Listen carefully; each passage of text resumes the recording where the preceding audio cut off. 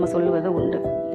சில வேளைகளில் நிறைய பரிசுத்தமாய் வாழ்ந்திருப்போம், ஜெபிப்போம், வேதம் வாசிப்போம், மணிக்கணக்கில் தேவனோட நேரத்தை செலவிடுவோம். ஆனாலும் ஏனோ தெரியல, நம்ம பழைய குணங்கள் நமக்குள்ளேயே இருக்கும், பழைய சுபாவங்கள் நமக்குள்ளேயே இருக்கும். இந்த பழைய பாவம் எப்படி நமக்குள்ள திரும்ப வருது, எப்படி அது திரும்பவும் நமக்குள்ள வந்து கிரிய செய்யுது. நம்ம நினைப்போம், நான் ஜெபிக்கிறேனே, நான் வேதம் வாசிக்கிறேனே, நான் பயந்து தானே வாழ்கிறேன், ஆனாலும் எனக்குள்ள அது வருதே எப்படி அப்படின்னு சொல்லிட்டு நமக்குள்ள 1008 கேள்விகள் இருக்கும். இது எப்படி வருதுன்னு வேதம் நமக்கு தெளிவாய் சொல்லுகிறது. நம்ம வேதத்தை எந்த அளவுக்கு கவர்ந்து நிறுத்தி நிதானமாய் வாசிக்கிறோமோ அந்த அளவுக்கு அந்த வேதம் நமக்கு புரியும். வேதத்தை பொறுத்த வரைக்கும் இப்போ வேறு ஒரு புத்தகத்தை எடுத்துக்கொள்ளுங்களேன். ஒரு முறை ஒரு கதையை வாசித்தா அது எத்தனை முறை படித்தாலும் அது ஒரே அர்த்தத்தையும் ஒரே கதையும் தான் சொல்லும். ஆனா இந்த வேத புத்தகம் எப்படி தெரியுமா, ஒரு வசனம் இருக்குன்னா அந்த ஒரு வசனம் நீ எத்தனை வாட்டி படிக்கையோ அத்தனை விதத்துல பேசணும், அத்தனை விதமான புது புது அர்த்தங்களை உனக்கு கொடுத்து கொண்டே இருக்கும். அதுதான் இது புதையல். எடுக்க எடுக்க அல்ல அல்ல குறையாமல் வருவதுதான் தேவனுடைய வேத வசனம். அதனாலதான் நம்ம வேதத்தை அதிகமாய் வாசிக்கணும். இது நமக்குள்ள வரும்போது தான், அதுக்கு தான் வேதம் சொல்லுகிறது, நிறைவானது வரும் பொழுது குறைவானது ஒழிந்து போகும்னு சொல்லிட்டு.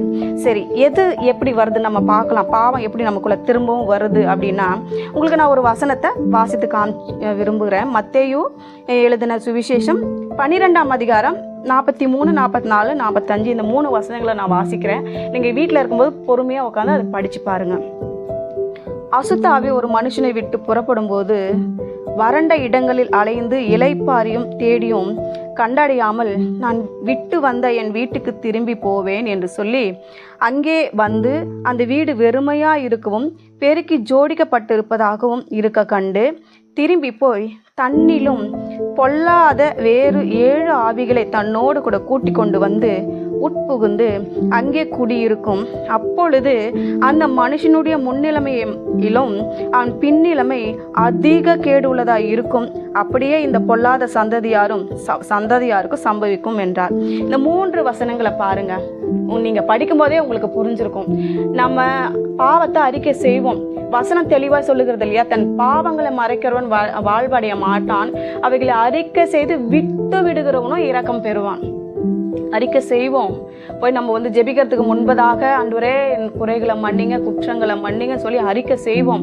ஆனால் நம்ம என்ன பண்ணுவோம், ஏதோ ஒரு சூழ்நிலையில், ஏதோ ஒரு கோபம் வரும்போது, ஏதோ ஒரு சந்தர்ப்ப சூழ்நிலைகளை மறுபடியும் நம்ம எதை விட்டு வந்தோமோ அதை திரும்பவும் நம்ம என்ன பண்ணுறோம், நினைத்து நம்மையே அறியாமல் நம்மளுடைய வாய் பேசும்போது என்ன ஆகுது, சாத்தான் தான் எவனை விழுங்கலாமோன்னு வகை தேடி